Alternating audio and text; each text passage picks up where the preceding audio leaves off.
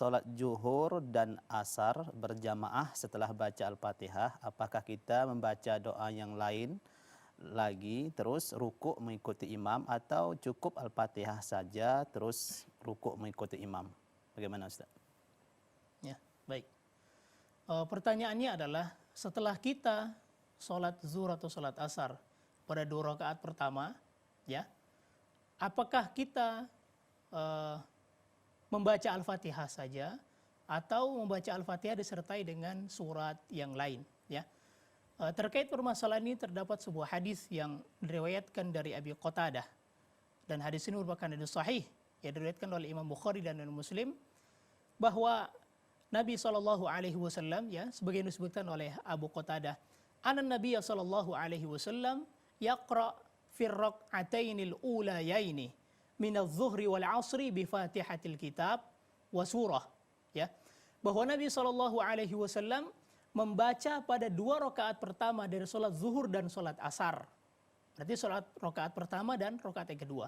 Apa yang dibaca oleh beliau? Bi Fatihatin wa surah. Beliau membaca Al-Fatihah dan membaca surat dari Al-Quran. Wa yusmi'una ahyanan, dan terkadang wa yusmi'una al-ayata ahyanan, dan terkadang Rasulullah SAW memperdengarkan kepada kami bacaan Al-Qur'annya. Nah, berarti jelas di sini sebagaimana disebutkan dalam Abi Qatadah ini bahwa Rasulullah SAW menyebut bahwa Nabi SAW membaca surat, ya. Wa fir rak'atainil ukhrayain yaqra'u bi Fatihatil kitab. Dan pada 2 rakaat terakhir, yaitu pada rakaat yang ketiga dan keempat dari sholat zuhur dan dari sholat asar, Rasulullah SAW hanya membaca Al-Fatihah saja, tidak membaca ayat yang lain.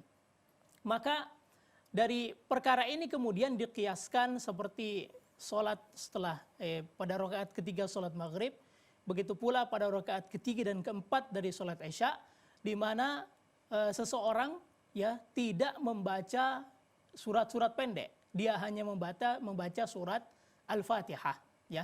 Ini hadisnya jelas sekali menjelaskan kepada kita sebagaimana yang telah kita sebutkan tadi. Memang ada satu riwayat yang lain yang disebutkan dari Abi Sa'id bahwa Rasulullah SAW pada 2 rakaat pertama salat zuhur beliau membaca sekitar 30 ayat. Kemudian pada 2 rakaat terakhir beliau membaca sekitar 15 ayat. Tetapi menurut para ulama, ya, hadis Abi Sa'id yang kita sebutkan terakhir kali itu diriwayatkan oleh Imam Muslim. Sedangkan hadis Abi Qatadah yang kita sebutkan tadi itu diriwayatkan oleh Imam Bukhari dan Imam Muslim. Kalau kita perhatikan, nampaknya memang terjadi pertentangan antara isi hadis ini. Tetapi kebanyakan para ulama diantaranya adalah imam dari mazhab yang 4, ya, mereka lebih memilih riwayat yang disebutkan oleh Abi Qatadah. Mengapa demikian?